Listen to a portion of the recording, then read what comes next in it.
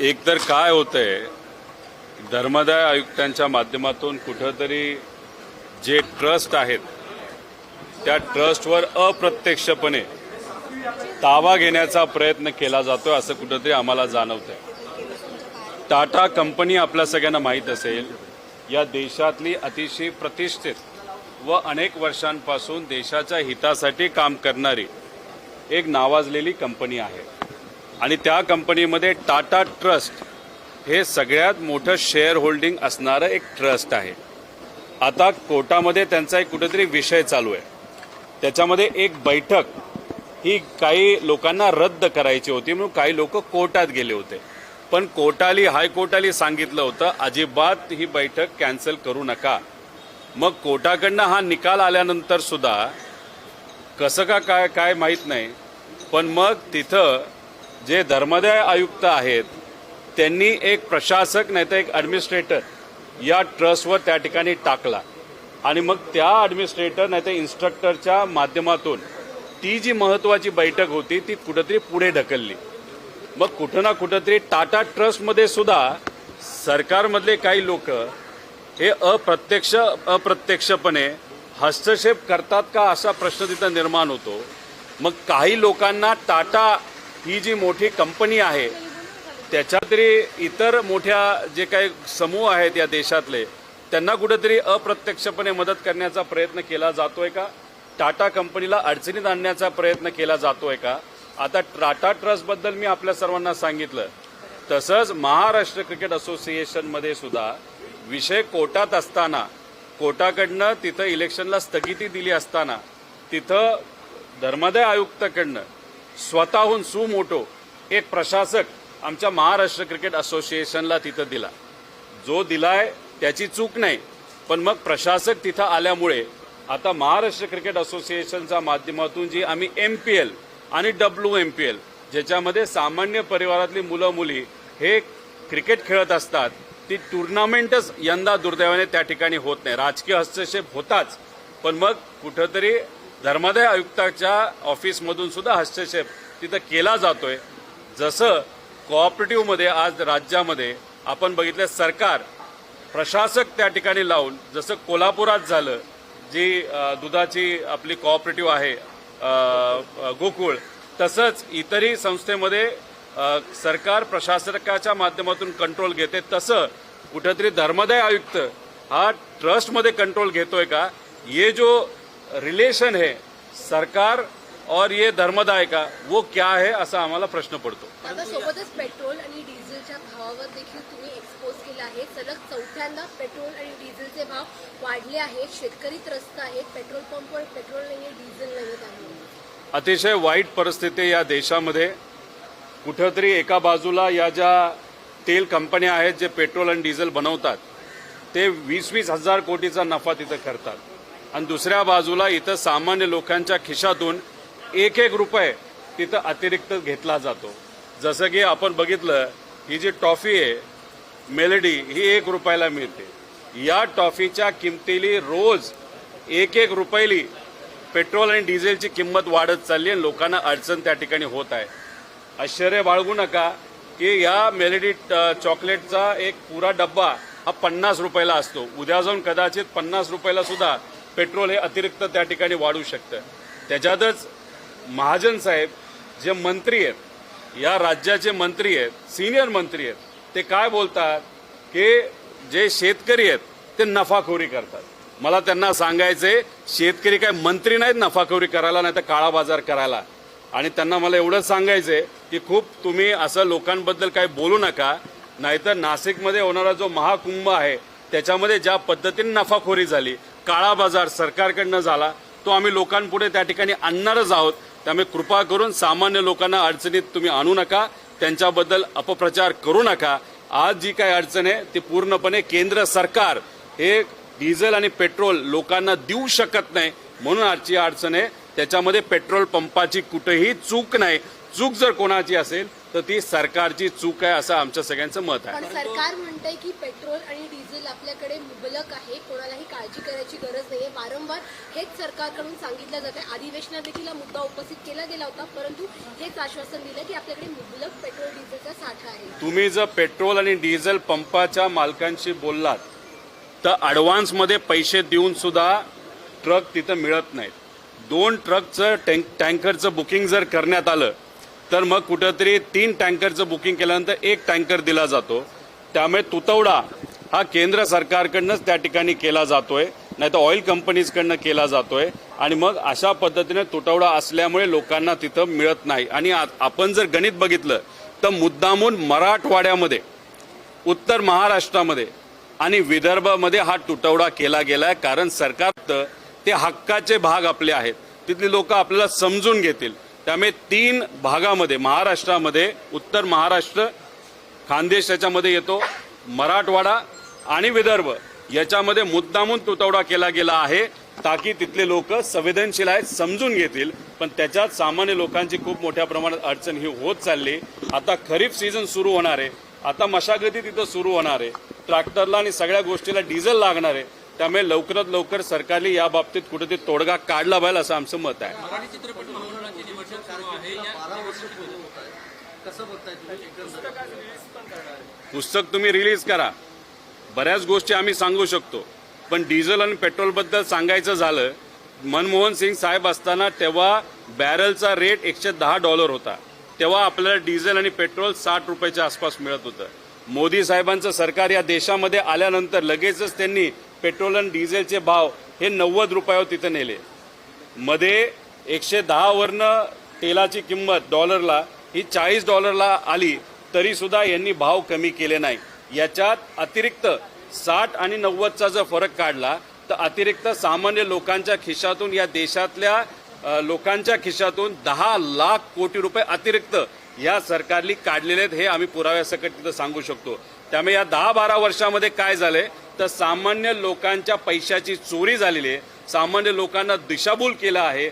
गरिबी मोठ्या प्रमाणात या देशामध्ये वाढलेली आहे आणि गरिबी आणि श्रीमंताचं जे अंतर आहे, ज्याला आपण के शेप रिकव्हरी म्हणतो, ते मोठ्या प्रमाणात वाढल्यामुळे इथं सामान्य लोक मात्र अडचणीत आलेले आपल्या सगळ्यांना बघायला मिळतात. पेट्रोल डिझेलच्याच बाबतीत खरं तर एकीकडे आपण आयात करत असतो पेट्रोल डिझेल, परंतु काही प्रायव्हेट कंपनीज जे आहेत ते मोठ्या प्रमाणात देशातून निर्यात सुद्धा पेट्रोलचं मोठ्या प्रमाणात करतात. नाही, आता कुठंतरी सरकारने निर्णय घेतला पाहिजे.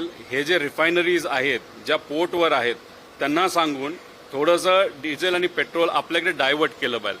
कारण का त्यांचे जर आपण शेअर होल्डिंग, नाहीतर त्यांचं जे ॲन्युअल नाहीतर 3 महिन्याचं जर परफॉर्मन्स बघितला प्रॉफिटचा, तर त्यांचं प्रॉफिट वाढत चाललेलं आहे. त्यामुळे आमचं मत आहे की जरा प्रॉफिट कमी करू द्या. जर गेल्या 10 वर्षामध्ये ह्या ऑइल कंपन्या ज्या आहेत, BPCL, HPCL आणि IOCL, ह्या ज्या गव्हर्नमेंटच्या कंपन्या आहेत, 4.5 लाख कोटीचं प्रॉफिट नफा त्यांनी कमवलेला आहे. मात्र आपण डिझेल 90 पेक्षा जास्त रुपये तिथं घेतलेलं आहे, पेट्रोल पण 90 पेक्षा जास्त घेतलेलं आहे.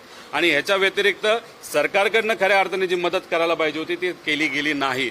त्यामुळे लोकांकडनं वसुली केली जाते असं आमचं मत आहे. म्हणजे इलेक्शन होत असताना लोक तुम्हाला निवडून देतात, तुम्ही लोकांचं पालतत्व घेण्याऐवजी लोकांकडनं वसुली तिथं करता, हे आमचं ठाम मत आहे. अखिल भारतीय चित्रपट महामंडळाच्या लोकांचं म्हणणं आहे की निवडणुकीमध्ये पेट्रोल डिझेलचे दर वाढतायत, पण मात्र लोकांचा पगार हा वाढला जात नाहीये. याच्याकडे कसं मग? एक तर लोकांचा पगार यंदा 5 ते 6% प्रायव्हेट सेक्टरमध्ये वाढेल असा अंदाज आहे. की प्रायव्हेट सेक्टर मोठ्या प्रमाणात तिथं अडचणीत आले. इन्फ्लेशन म्हणजे आपली महागाईचा टक्का बघितला 60% आसपास आहे. पण आता पेट्रोल आणि आजचे जे काही भाव बघितले, खाद्यापासून जे काही इतर गोष्टीचे, स्टीलपासून सगळेच, तर इन्फ्लेशन कदाचित 60% पुढे जाऊ शकतं. त्यामुळे आपण उलट पगार जो वाढतोय तो वाढीव खर्च जो आपला होत आहे तो भरून न निघणारा त्याच्यातून आहे. त्यामुळे मध्यमवर्गीय तर अडचणीत आहेतच, पण सामान्य आणि गरीब लोक तर मोठ्या प्रमाणात अडचणीत आहेत. आणि बहुतांश लोक जे महाराष्ट्र सोडून गेलेत कारण गॅस इथं मिळत नाहीत, जे कामगार आहेत ते परतलेले नाहीत. त्यामुळे रिअल इस्टेट जी इंडस्ट्री आहे, बांधकाम इंडस्ट्री, ती सुद्धा बंद पडण्याच्या वेळेवर त्या ठिकाणी आलेली आहेत. इतके मोठ्या अडचणी आज देशामध्ये, पण सरकारकडनं त्या बाबतीत कुठेही चर्चा केली जात नाही. चर्चा जर कुठली केली जाते तर मेलेडी खाव सब जान जाव अशी आजची परिस्थिती आहे. त्यामुळे सरकारला मला सांगायचंय की लोकात या लोकांच्या अडचणी जाणून घ्या, मग त्याच्यावर मार्ग काढा. पंतप्रधान नरेंद्र मोदी यांनी हीच मेलोडी जी आहे ती मेलोनी ज्या इटलीचे पंतप्रधान आहेत त्यांना देऊन खरं तर महागाईचं आमंत्रण भारताला दिलेलं आहे. एक तुम्हाला सांगतो, कांद्याचं आंदोलन उद्याच्या दिवशी चांदवडला आम्ही सर्वजण खूप मोठ्या लेवलला तिथे घेणार आहोत. इतका रोष लोकांना आहे. शेतकरी काय म्हणतात माहिती का, मोदी साहेबांनी इटलीला जाऊन नाही तर बाहेरच्या देशाला जाऊन मेलेडी चॉकलेट देण्यापेक्षा, कारण का मेलेडीचं चॉकलेट दिल्यानंतर पार्ले नावाची जी कंपनी ते शेअर इतके वाढले, 10,000 कोटी रुपये तिथं वाढले.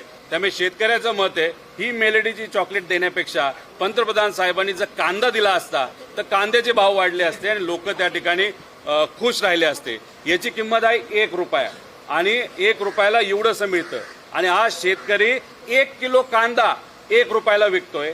कुठंतरी या सरकारला लाज वाटली पाहिजे असं आमचं मत आहे. त्यामुळे उद्या खूप मोठ्या संख्येने आम्ही असू, काँग्रेसचे नेते सपकाळ साहेब असतील, शशिकांत शिंदे साहेब आमच्या पक्षातले नेते असतील, दानवे साहेब उद्धव ठाकरे साहेबांच्या पक्षातले आणि सीपीएम असं मिळून एक मोठं आंदोलन चांदवडला सकाळी 9 वाजता उद्या 26 तारखेला त्या ठिकाणी घेतात. दादा, राज्यात सगळ्या निवडणुका ज्या आहेत त्या बिनविरोध घेण्याच्या संदर्भातल्या हालचाली सध्या सुरू आहेत. अखिल भारतीय चित्रपट महामंडळाच्या निवडणुकीत सुद्धा आता मंत्री उदय सामंत यांच्या दुसऱ्या पत्नी नीलम शिर्के या निवडणुकीत आलेल्या आहेत आणि त्यांच्यामुळे अनेक लोकांचे फॉर्म जे आहेत उमेदवारी फॉर्म ते पोचलेच नाही. स्वतः अभिनेते विजय पाटकर यांनी आरोप केला आहे.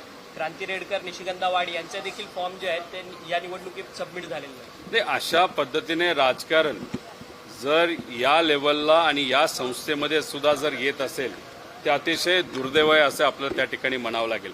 माझं मत आहे कॉम्पिटिशन होऊ द्या, समोरासमोर त्या ठिकाणी इलेक्शन होऊ द्या, जे कोणी निवडून येतील त्यांचं स्वागत तिथं केलं पाहिजे.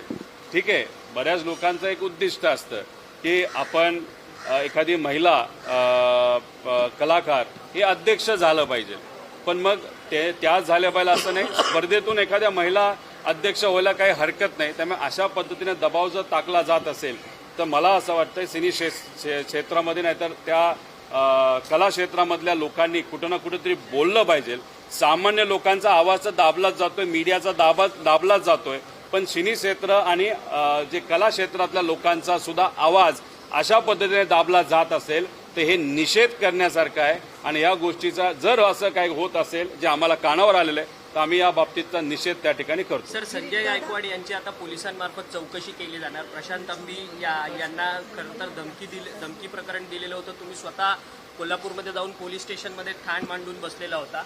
आता मात्र पोलिसांची चौकशी होणार आहे संजय गायकवाड. हे बघा, पोलिसांना आम्ही हेच सांगत होतो की प्रशांत अंबींच्या बाबतीत तुम्ही काही गोष्टी सिरियसली घ्या, कारण का त्यांच्याशी संवाद साधत असताना एक लोकप्रतिनिधी महिलांबद्दल अतिशय खालच्या लेवलला जाऊन त्या ठिकाणी बोललेला आहे, शिव्या दिलेल्या आहेत. छत्रपती शिवाजी महाराजांबद्दल सुद्धा अपशब्द त्या ठिकाणी वापरण्यात आलेले आहे. तुम्ही लाईटली घेऊ नका.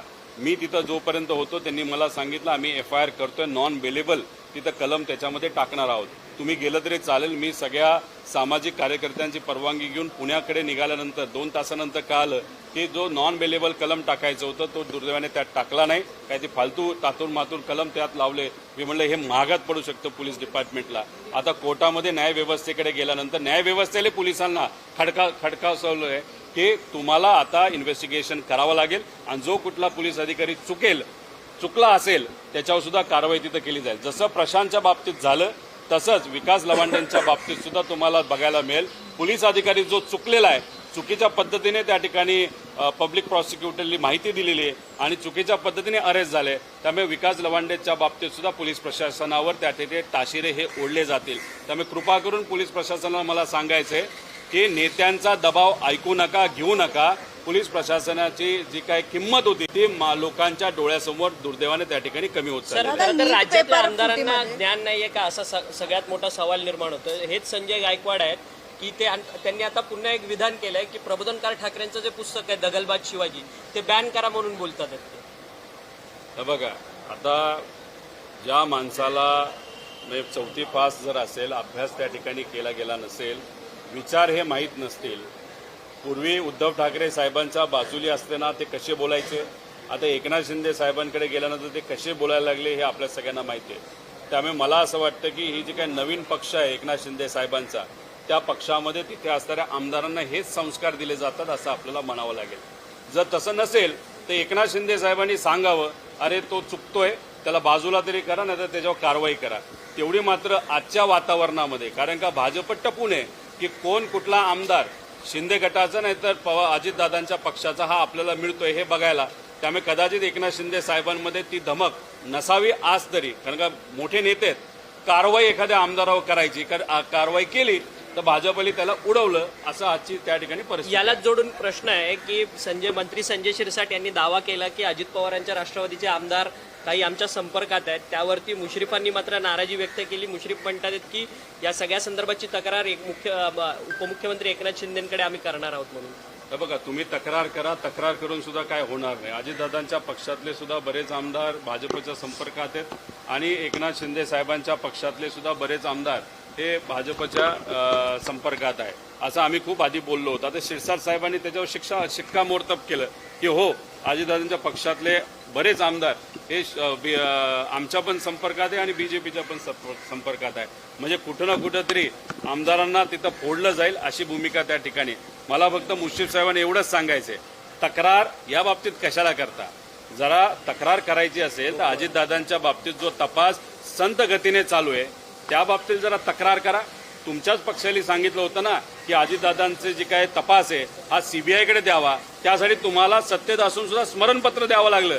त्यामुळे तुमच्या वजनाचं, तुमच्या ताकदीचा वापर आणि तक्रार जर तुम्हाला खऱ्या अर्थाने करायची असेल तर दादांचा तपास जो स्लो चाललाय आणि जे सीबीआयकडे अजूनपर्यंत तपास दिला नाही त्या बाबतीत जर हिंमत असेल तर तुम्ही तक्रार करावी, एवढी मात्र त्या ठिकाणी त्यांना विनंती करतो. नीट पेपर उतरतील अशी शक्यता आहे. त्यांचे जे समर्थक आहेत जय पवार आगामी या विधान परिषदेच्या निवडणुकीत उतरतील. पोस्टर बिस्टर्स व्हायरल होतात. कसं पाहतात? बघा, आता त्याच्या मनामध्ये आहे नाही आहे, त्यांच्या पक्षामध्ये आहे नाही आहे, पण कसं असतं की एखादा व्यक्ती जेव्हा राजकारणात नवीन नवीन येतो तेव्हा काही आसपास काही कार्यकर्ते जुडले जातात आणि काही कार्यकर्ते टीव्हीवर येण्यासाठी व त्या नेत्याच्या जवळ जाण्यासाठी व चांगलं एक म्हणतात ना गोडी गोडी, जसं हे मेलडी आहे तसं गोड गोड एक कुठेतरी संबंध त्या ठिकाणी व्हावेत. सत्तेत कामं बरीच होतात म्हणून काही लोक पोस्टर तिथे करत असतात. तर शेवटी पक्ष काय निर्णय घेतो त्याच्यावर त्या ठिकाणी असतं. पण विषय एवढाच असतो, कुठलाही पक्ष लांबचा जर विचार करत असेल तर त्यांचे निष्ठावंत, दादांबरोबर राहिलेले जे निष्ठावंत लोक आहेत, पदाधिकारी आहेत, त्यांना कदाचित प्राधान्य देणं हे जास्त महत्त्वाचं असतं. पण शेवटी निर्णय हा पक्षाचा असतो. निष्ठावंतांना त्या ठिकाणी संधी दिली जाईल का मग नवीन एखाद्या पदाधिकारीला जो परिवारातला आहे दिली तर चांगलंच आहे, आम्ही स्वागतच करू. पण शेवटी निष्ठावंत का परिवारातला एक व्यक्ती निर्णय हा त्या पक्षाला त्या ठिकाणी घ्यायचा.